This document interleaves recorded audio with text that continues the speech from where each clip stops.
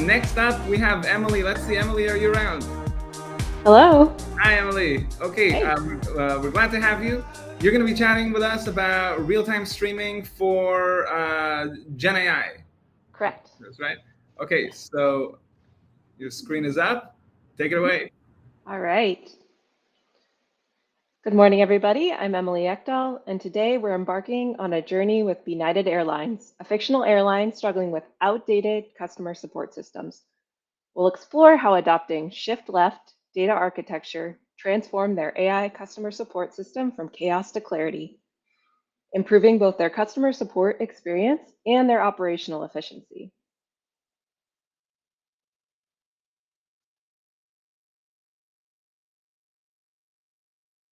Imagine a customer desperately trying to change a flight at the last minute, bouncing around various communication and support channels trying to get help. United Airlines have been plagued by their disconnected systems, data silos, and batch processing that delay the data the AI needs to provide high quality responses.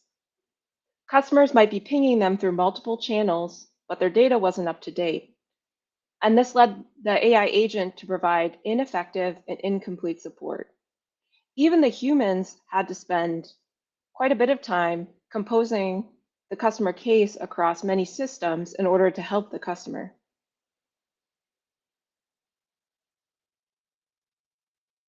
United Airlines needed to act fast. Real-time data streaming, powered by technologies like Kafka and Flink, would allow their customer support AI agents to access up-to-date information they needed to help their customers in near real time. Instead of relying on the batch process ETL system that landed their data too late, they could, with a complete customer context, serve their customer on first contact. So now imagine the same customer trying to change a flight last minute. This time, the AI agent has all the information they need from every interaction across all channels, including that angry tweet the customer just sent.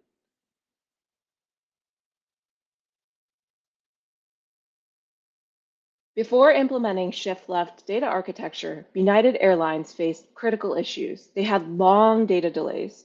Their data was scattered across systems, and they had complex, costly ETL processes, including a reverse ETL, that made it hard to determine where data was going to land and when.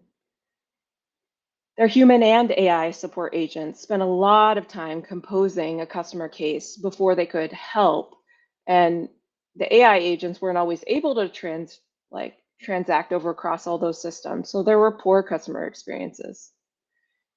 And when they had the batch process, even when they first tried to implement their AI customer support agent, the project wasn't as much of a success as they'd hoped.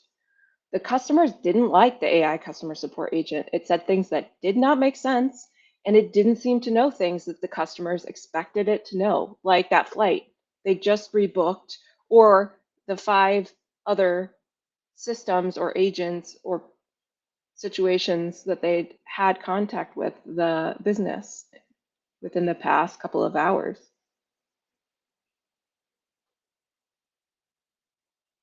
With shift-left data architecture, United Airlines moved from the batch process that they had to real-time data streaming.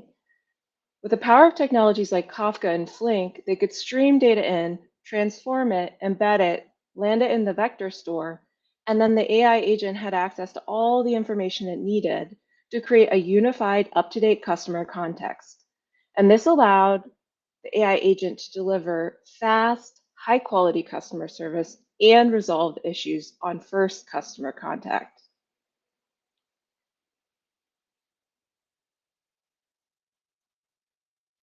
United Airlines no longer has their AI agent struggling to stitch together information or providing outdated responses or hallucinating.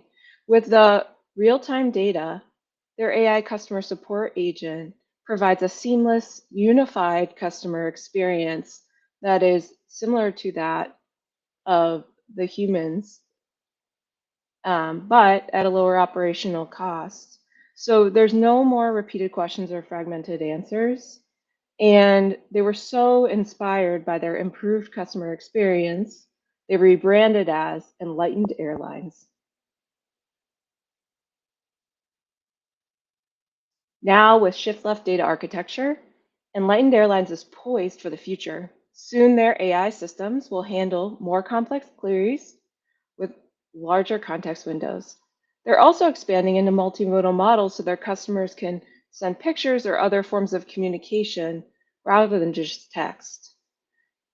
Also, they're able to expand into multi-agent systems, which will allow the customer to take actions in their system simply by chatting into their AI support bot.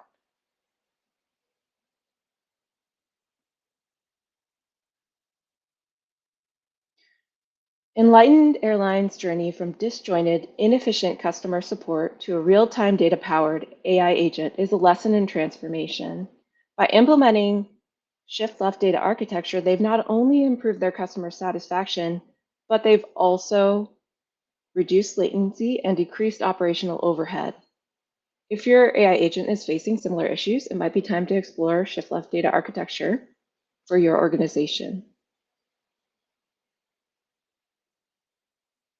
Thank you for joining me on United Airlines transformation journey today. I hope this talk has inspired you to consider how you could implement shift left data architecture and transform your AI customer support experience. And if you want to dig in further, I'd recommend checking out the article I cited, the shift left data architecture by Kai Werner. Thank you. Thank you very much. Emily, is that okay if I ask you a couple of questions? Sure. Okay, can you go back to the original? I think it was like the original shift left architecture. Original ETL. So yes, that one. Okay, before shift left. So we're saying a conventional ETL architecture with batch workloads and we have all these different data sources, all funneling in to our analytical systems, and then we have.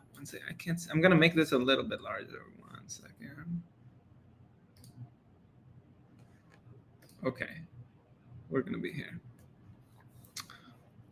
The raw data dumps. I'm just trying to fully make it make sense in my head. And okay, so now can you go back to the shift left one? Sure.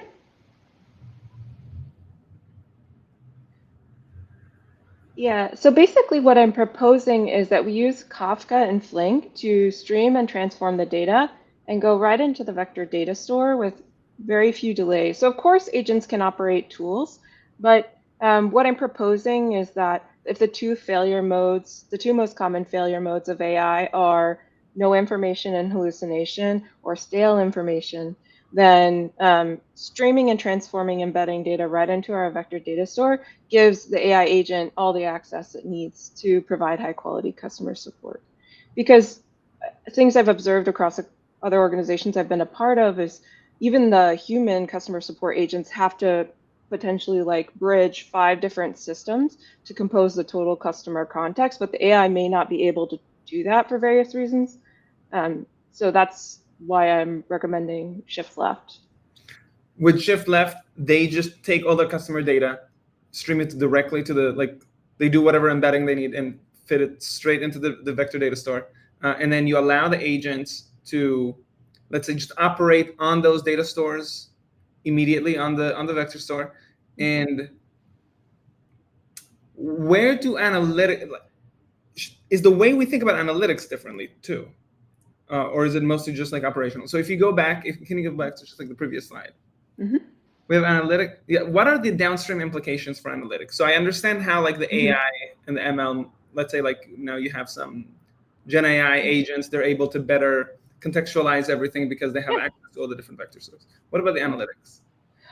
The analytics is also improved because there are business cases where people want to ask reporting type questions to their AI agent, and batch processes would also delay the data, and therefore the ability of the AI agent to answer. So for example, you might have a situation where if the customer actually used your reporting UI, they would get an answer that was based on point in time. But if they're using your AI support agent and your AI support agent is backed by a batch data process, it'll provide an answer that may even be as old as yesterday.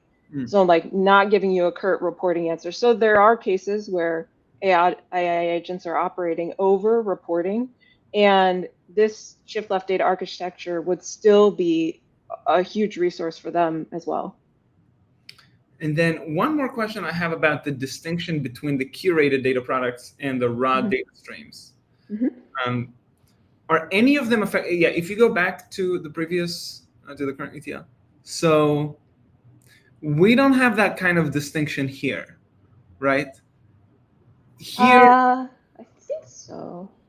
Because here you have your reverse. It's kind of hard to tell, but here you have your reverse ETL, right? You have your kind of like your files and logs going over here, reverse ETL, and then transaction in your operational systems. okay, I'm gonna hide us for a minute.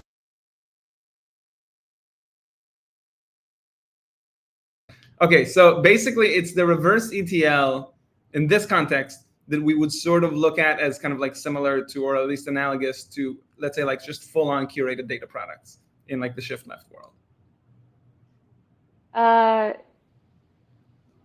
I'm trying to think if I understood your question, but basically, Yeah.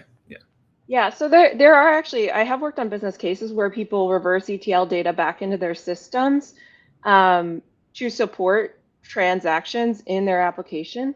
And even in that case, I'd make the argument that shift left data architecture is appropriate because there can be, significant delays, sometimes as much as a day, for this whole process to work through and feed that data back into your system. So I think, I'm making the argument that this is most appropriate for AI agents, but I would argue, based on my prior experience, that this can even benefit those cases as well.